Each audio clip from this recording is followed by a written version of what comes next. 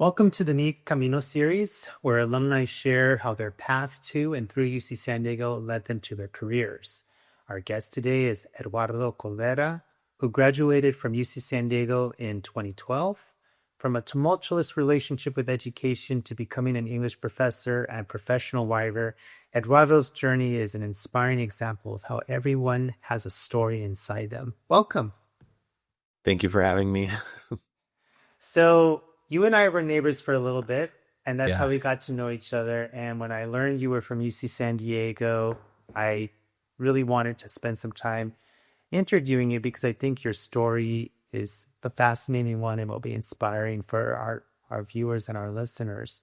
So let's talk a little bit about you're an English professor right now and a writer. Yes. And my first question for you is, how did this inspiration to become a writer start? Oh my goodness. I wish I could say that I had some sort of choice in it. I think it's like a lot of things. Certain skill sets kind of present themselves to you and you don't really have a choice in the matter. So for me, what I should have been is a doctor. I should be a doctor right now somewhere performing some sort of surgery, specifically thyroid surgery, actually, because what happened when I was in high school earlier on was my dad was diagnosed with thyroid cancer, and the process of his treatment, especially during that kind of earlier point in my education, motivated me to go down that path, down medical.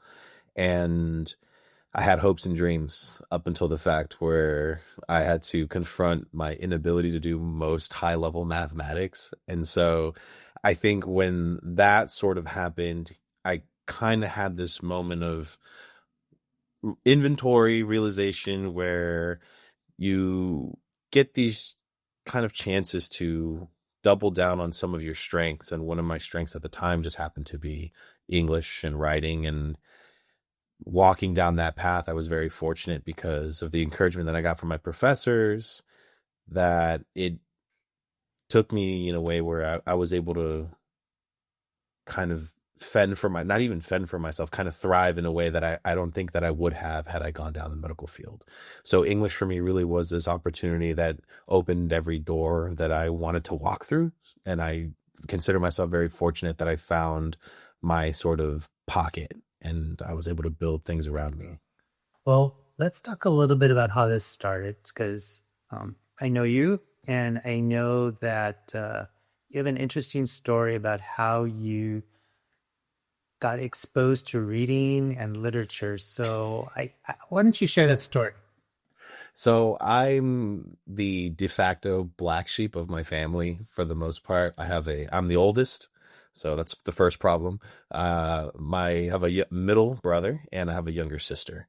And so within the family dynamic, I'm the one that's supposed to set the example, which I very much struggled to do. So I was constantly in trouble. My brother was excellent student and my sister was very self-motivated. But myself, I just would not, I would refuse. And I still refuse to this day in many different respects, but being told what to do, doing your homework, paying attention in class, not being chatty, I couldn't do it. And so kind of that disruptive behavior that I had ended up with me being in trouble almost always. And that trouble took the form of very long periods of being grounded. And I think within that sort of disciplined style, my dad had sort of set out for me what he, I think, assumed was supposed to be the maximum amount of punishment that I could endure, which at the time was doing things I didn't want to do, which was my homework and reading and writing. So my punishment was I would have to sit at a table in the kitchen for close to 2 years because that's how long the rebellious streak lasted. And I would have to read a book and I would have to write a report on it. And I did that daily for the entirety of my sixth grade year and seventh grade year. And through that sort of refusal to conform, my reading level went somewhere, I think it was a little bit below, maybe like fifth or sixth to about 12th grade over the course of that 1 year. And then I don't know, because like anything, the more you do something, the better you get. And then the more you do it, the more you like it. I became more or less obsessed. And then from there, I preferred to be grounded. I preferred that. You wanted a book to read, in other words. Yeah, just more time, more space to read. Yeah. Do you remember the first book your father told you to read? Oh, yes. So my dad assumed that Shakespeare was going to be the most difficult thing to read because I think that was some of his early experience. So one of the first things that I read was Hamlet, even though he didn't necessarily like it or had read it, but he knew enough to know that that was going to be painful for me to do. So Hamlet was one of the first. I know I was forced to read The Count of Monte Cristo, and I know there was a wild collection of Stephen King novels that he made me do. But it was just like things I should not have been reading, I believe, maybe at sixth grade or fifth grade where I started being rambunctious. But he just assumed that the thicker it was, the more problems I would have, and that's punishment enough. And so that's that range of reading is what I was put through. So you went to community, you were a transfer student into UC San Diego. And so prior to that, you were at community college. Yeah. And throughout your adolescence, you were reading, and at some point it became something that you wanted to do and you enjoyed to do. Dad didn't have to sit you down anymore. Yeah. And so I know that there was, when did you realize that you were a good writer and that writing brought you joy? You know, that's such an interesting way to phrase it, the way that you said that my dad didn't have to do it, because I remember when I was younger having these like long form conversations with him, specifically to do with the sports that we were doing, because I grew up playing tennis my whole life since I was before I could walk. There's pictures of me holding a tennis racket and I'm barefoot on the tennis court. And we always have these sort of discussions about motivation and like how it's very difficult for you to become good at something unless you're very much self-motivated, and tennis specifically requires a lot of discipline and focus. And so as I already mentioned, my motivation factor was always lacking in these certain things, and his biggest concern, I think, was just maybe me growing and the not finding that sort of drive or motivation to do certain activities or sports or disciplines, or my even my field of focus like work. And I think that was the big determining factor, was once I realized that writing was something that I could do as easy as I could breathe, and the reading seemed to sort of always support that. I didn't need anybody to tell me to do it. I just enjoyed doing it. And it's just this slippery slope that shoots upwards, where it's just like the more I did it, the better I got, the more I enjoyed it, the more I wanted to do it. And so I, hopefully, if I'm answering your question correctly, I read the moment where it really opened the door was when I was at community college. I'm at that sort of intersection where I'm at the borderline of potentially failing my chemistry class. I'm also simultaneously in an English class, and my professor gives us just this assignment to write a short story. She's like, go home, write a short story, come back, bring it to me. We'll talk about it in class and see how bad it is. And I went home, sat down, 15, 30 minutes, wrote the short story, threw it in my backpack, took it to school the next day. And as we sort of workshopped it, the consensus was that everyone really seemed to like it. They responded to it. They felt that the characters were compelling. And after the class, when my professor took me aside, she asked me how long I had been writing, and I told her 15 minutes that took me to write the paper. And she just told me, whatever you do for the rest of your life, you should do this. And I was like, if there was ever a sign, like, this probably is it. And so I took every English class under the sun, and it's opened up every single door I've ever wanted to walk through it. Truly, I've enjoyed it. Like, every time anything that has to do with English, I walk in that direction and things just magically work out. So I'm so thankful for her to be like, you should do this. And I'll be like, you're right, I should do this. Yeah. And so you transferred into UC San Diego as a literature major or an English major? Yeah, wildly declared. I walked in as a literature major, and that's what my bachelor's degree is in. It's literature and writing. And while you were here, because transfer students they have a little bit of a different experience because you're at UC San Diego for roughly about 2 years or so. Do you recall any professors that you found were inspiring or that became mentors for you? Yeah. So one of my first professors, his name was John Granger, originally from Canada, but was teaching at UCSD for some time, and now I believe he's in New York City, living his best life. And his focus, at least at the time when I was with him, was a lot of travel writing. It was a lot of nonfiction based courses, and so he was very preoccupied with kind of presenting everything as it is, as opposed to editorializing or taking these sort of like grand master strokes and maybe taking certain liberties. And I think he had this very grounded approach in the way that people should write, which is it kind of leans in the direction of honesty, even if it's uncomfortable, even if it's ugly in a sense. And my other professor, Mel Freilicher, I think he's he's the bee's knees. He's the best thing that ever happened. And he's wildly concerned with just the reality, almost the brutality of choosing writing as a sort of pathway, because it's so incredibly difficult. And it's not at all for the faint of heart, or if you have any type of sentimentality towards rejection, if it weighs on you. There is this kind of mutual understanding, at least that he would foster with his students, that if there was anything else you could possibly do, please go do anything else.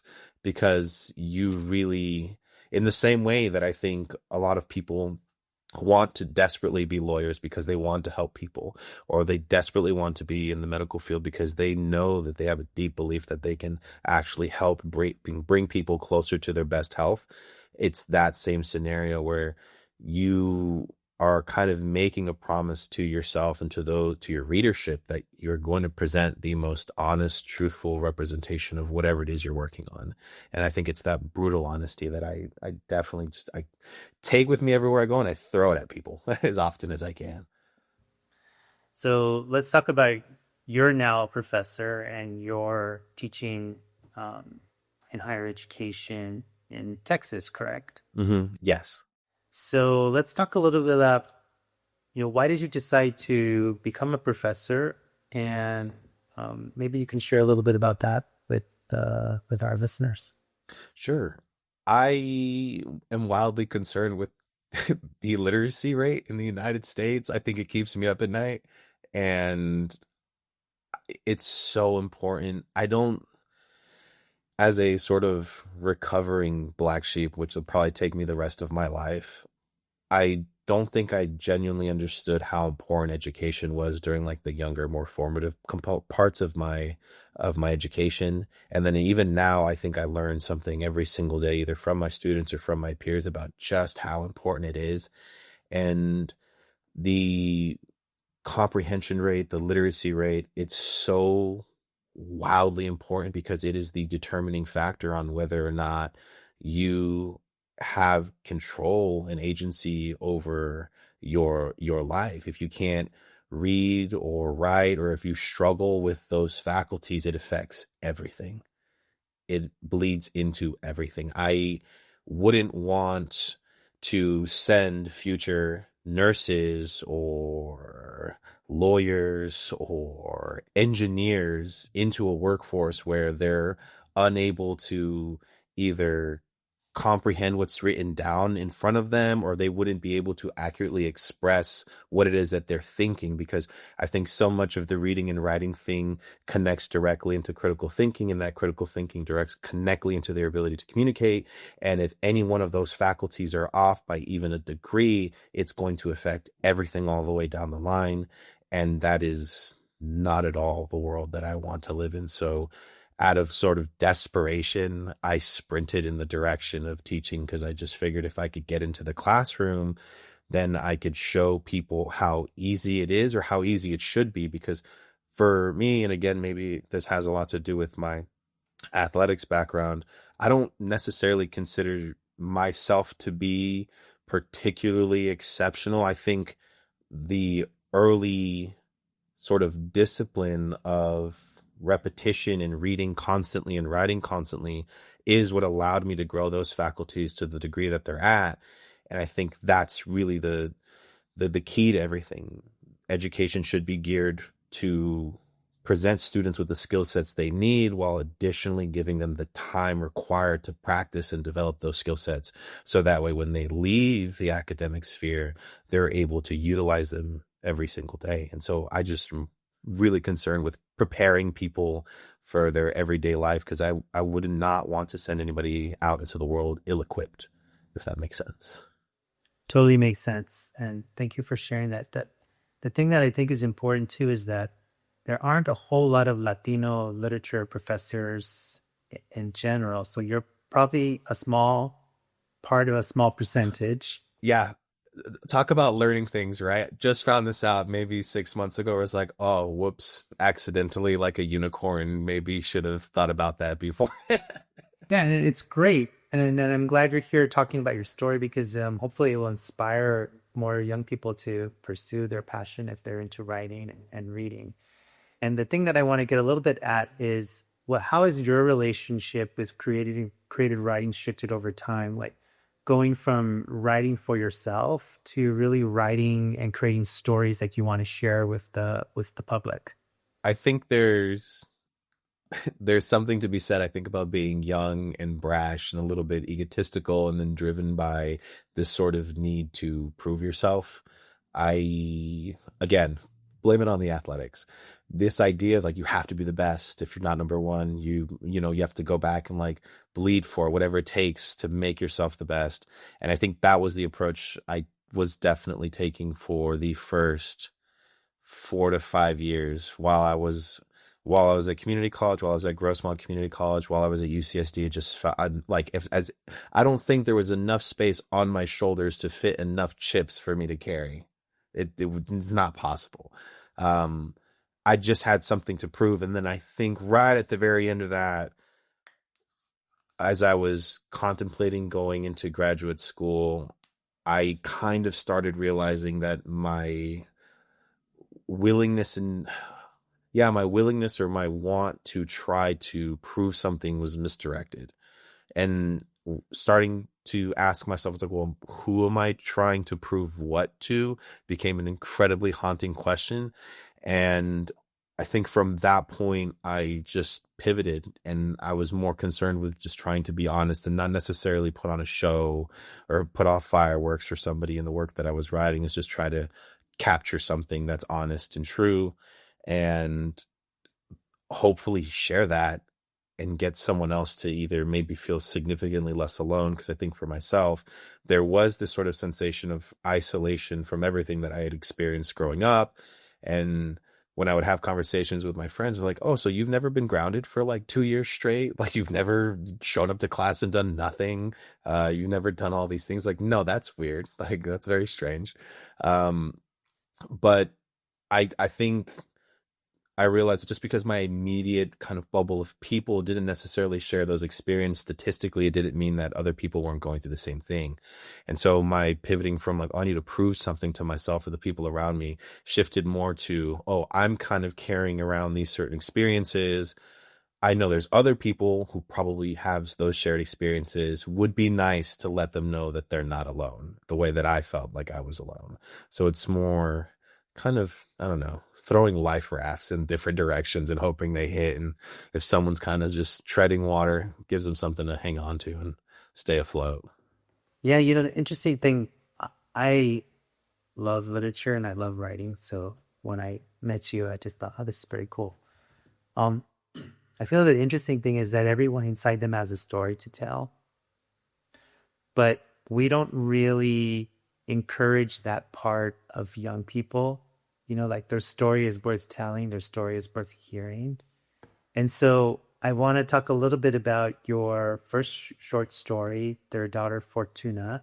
And I kind of want to talk a little bit about how did that story come into fruition, and did you need something to like express? Was it a cathartic experience for you? How did that shape? So kind of address your comment about young people and them not being able to express themselves. That's wildly appropriate, because when I left UCSD, I'm in my early 20s. I apply to San Diego State for their creative writing program, and I get in, and I'm 23. Is that right? 22 years old, and I'm the youngest, if not the youngest, second youngest person in the program, and everyone there pursuing their MFA, wildly decorated, multiple masters, a couple PhDs, publications. I have nothing, and the consensus is that it feels like I shouldn't be there, because that is the sort of treatment. It's like, oh, you're young, you haven't lived life, you haven't lived much of your life. What could you possibly have to say? And apparently a lot, right? I have apparently a lot to say. But the story that I wrote, the goal was to try to process or hash out these sort of strange dynamics that we have, specifically with like parents and their children, specific expectations about what we want, like our dreams and hopes for our children, the type of pressure that puts on those children, and the way in which those children are kind of molded by those pressures and expectations. And the story itself specifically has to do with this sort of physical abuse that their daughter takes on, but it's all motivated from this point of view of, well, we don't want you to come out wrong. We don't want you to stray from the path. We're going to force you as closely as we can down this funnel so that you don't take a wrong trajectory, while simultaneously stifling whatever natural growth their daughter was going to take to begin with. And it really is kind of me trying to figure out what good intentions ultimately end up doing despite our best hopes and interests, especially in that dynamic. I think a lot about my relationship with my parents, specifically my father, and I know that the way that I was raised back then, it makes me smile, because it would be so wild to even talk about it now, because you get canceled immediately. It's just like, oh, this is very sort of old fashioned, kind of like spare the rod, spoil the child type beliefs. And I don't know if I necessarily personally have a problem with the way it played out, because in a sense, my father, who I realize now is in his like late 20s, early 30s, gets married, has a kid, should not, you're nowhere near prepared to be a parent, is now a parent and is trying to figure it out as I'm doing the things that I'm doing. And then here I am, 30 years later, I'm a parent, I have children. Nobody should have allowed me to have done this. Like, this is wild. I'm stressing constantly, and I'm trying my best, no different than he was trying his best. And he was just limited in the ways, in the tool set that he had. I have so much more that I can draw on in terms of like how to help my children. He had even less. His father had even less. And it's this sort of generational issue where you're trying your best, and what you produce is what you can. This is the 100% effort. And that's kind of like the crux of the story, sort of like, how do these intentions play out over time, and what their implications are. I appreciate what you're saying, because I think a lot of times we don't realize we're critical of how our parents raise us in the moment that they're raising us, but then sometimes we look back on it and we're like, there's some good in that. Like, you talked about the good intentions, right? So in your short story, your main character, Fortuna, she winds up becoming a physician, right? So they had their intentions to steer her clear of the trouble that she might have perhaps pursued. And at the same time, there was a sacrifice with the relationship with her parent, right? The type of relationship that it was, I think, wish she would have had. What's interesting is the neighbor. Like, he's an observer of all of this, and he's like a neutral observer, but also not a neutral observer, because there's parts of him that have neutrality, but parts of him that don't. When I read the short story, so I enjoyed reading it. And the other thing is that it's a Latino story. We had an author come and speak for Cesar Chavez recently, and she shared some statistics about how many Latino authors are out there that get published, and it's a very, very, very small percentage. Yeah.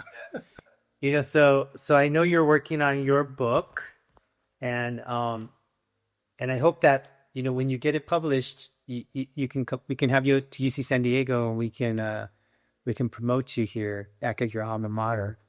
Yeah, no, there's definitely something to be said, at least for myself, about trying to do impossible slash hard things. Like, I'm aware of the statistics, and to me, it's just like, oh, that sounds like fun. So I'll do it. That's how you're wired. You can't help it. Yeah, I wish it was different. I really wish it was different. Anything that's really hard, or oh goodness, don't even tell me I can't do something, or tell me it's impossible. Again, some of that early childhood upbringing, my dad being like, oh, I don't think you're smart enough to pass that class. Yeah, he was using the reverse psychology parent manual. Yeah.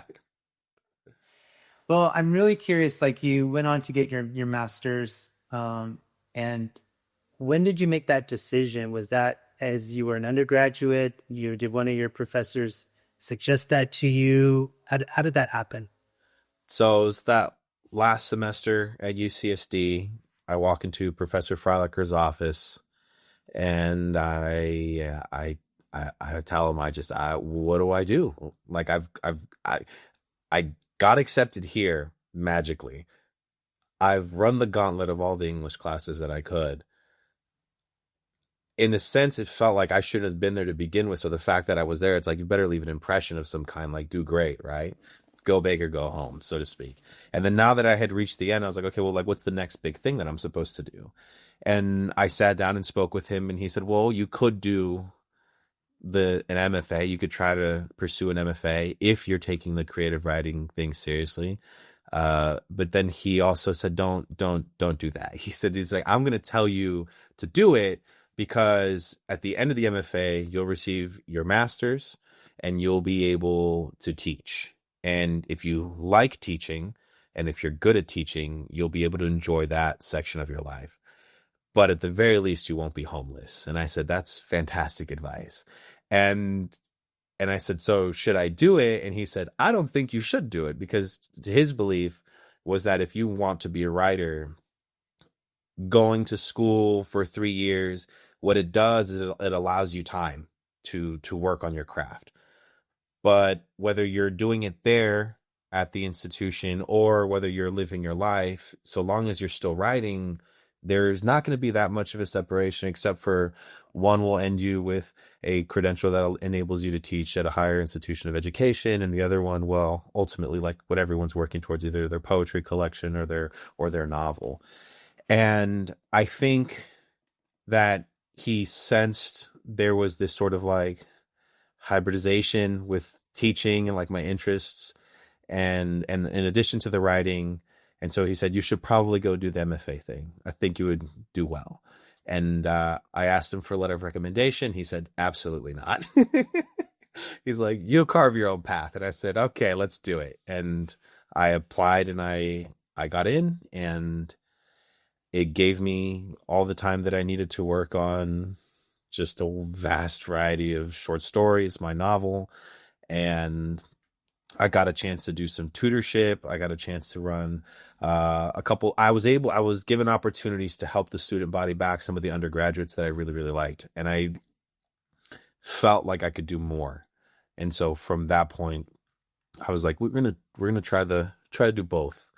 One's hard enough, not hard enough. We're gonna try to do both impossible things. So I went down the teaching path in addition to the writing. And is there something that you're working on right now as you're in your writing? I've been working on this short story since February 16th. This piece of science fiction, which is just like a test run, because I feel within the discipline, the genres, I guess, as most people like to refer to them as, so fantasy and science fiction, they kind of get knocked on a little bit to be seen as a significantly less literary, which I feel like in reality, they're almost like the very tip of like the literary spear, which is to say, like, the way that they're addressing current events, what they perceive to be problems in the future, specifically in science fiction, it always comes to pass. And that's how some short stories end up becoming incredibly wildly famous 20 years later because of their predictive nature. And so for me, I've always been very cautious because I feel like that's that last little step of mastery where it's like, I don't want to dabble with something and then do it incompetently. I want to take my time with it. So I've been scratching my head over this like short story that I've been working on. And aside from just the smaller things that kind of grasp my attention, I have this longer form novel that I've been working on since 2013. And I've been on chapter 9 of 10, 20 pages in, and I'm close to finishing. But I say I've been close to finishing for the last like 3 years. So hopefully this summer, every year, this summer, I say, this is the summer I'm going to do it. But I think this one's legit. This time I'm going to do it because I've been finishing a lot of things. So just trying to stay focused. That's awesome. So if there are some aspiring young writers out there, what type of advice would you give them? What consejos would you offer up? Be incredibly defiant. I think there is if there ever was a moment in history, both within the literary context or social context, if there was ever a time to be politically correct or take people's feelings or sensitivities into consideration at the risk of being honest, I think that time is past. I think I would encourage writers to be as brutally open as they can be about themselves, about how they feel about the world around them, about the society that we live in. Anything that gets you closer to what an objective truth is, the better off you'll be, regardless of where that happens to be. But if we want to keep the bar low, right, we start with ourselves. I think as honest as you can be with yourself and as honestly as you can present yourself to, I don't know, strangers who read your writing, the bigger and the longer lasting impact you'll leave on that person. I think if you show a little fragment of humanity to somebody, a little bit of their humanity will resonate back. And I think that's the important thing. That's really lovely. I like that. Last thing before we sign off, any books you want to recommend to folks that are listening? The list is long. I think, oh my goodness, where do we start? I want to say, well, my defaults immediately, anytime somebody asks me, I always start with Margaret Atwood. I think she's a legitimate fortune teller. She's phenomenal in everything that she writes, all of her short stories. She's a hybrid, all of her poems, specifically her novels. If you get the opportunity, top of the list, you have to read Handmaid's Tale. Wildly important. Right after that, Oryx and Crake, wildly important. You have to read that as well. Beyond that, I would say maybe the lower commitments, find as many short stories as you can from a variety of authors, and as quickly as you can, try to find short stories outside of the United States. Try to figure out what the rest of the world is writing, try to figure out what other people are going through, kind of come to the conclusion that we're not alone, that the problems are kind of universal. But as wide as you possibly can cast the net is specifically with short stories. Cast it. And I can't think of any off the top of my head right now, but that's what I do. I try to find short stories that no one's ever heard of before, from wildly different countries, from wildly different perspectives, just to see what they're doing on a technical level and what kind of stories they're working on. Okay. 2 last questions. The first one is, what advice would you give to your 10-year-old self? Close your eyes, hold your breath. It's going to be okay. It's okay. It's okay to be weird. It's okay to be different. I spent a majority of my time hiding in libraries. I spent a majority of my time drawing a lot, which is what got me in trouble because I was in class, should be taking notes, not taking notes, drawing pictures. But those things are okay. It's okay to learn things differently. You don't have to kind of take the conventional route through those sort of like learning moments. I think everyone's going to learn differently. if I look back, I have a pretty good collection of what I have in terms of my notebooks from even those times. And yeah, not a single word is written down, but you better believe there's a picture of like Teddy Roosevelt in the corner, like giving a speech. And it's just like I was just interpreting things differently. Like the frequency I was on was just a little bit off. And it doesn't mean that I wasn't learning because like my retention was very, very high. I just would remember things by processing them differently. So it's super okay. They're like, you're gonna be fine. You're gonna be fine, 10-year-old self. You'll be okay. It's gonna work out. Yeah, things do work out. And then any advice you'd give to incoming students at UC San Diego? Oh my goodness, do everything. Make friends with everyone, walk into random rooms, introduce yourself, uh everything. I think that's my one regret was that I definitely have the library memorized inside and out, and I will forever carry it with me in like the piggy bank right here. Um but I would have loved to have been more involved with other. And there is a push, right? Like there is a push specifically within the colleges to step outside of your discipline. I was taking a bunch of the mental health and psychology classes. There's always that wonderful encouragement to take classes outside of your discipline. But I think beyond the classroom, that also needs to be a thing where it's like you just go and sign up for clubs, go and sign up for anything that has to do with everything outside of your one specific little sliver of focus, because you're just going to benefit so much from it.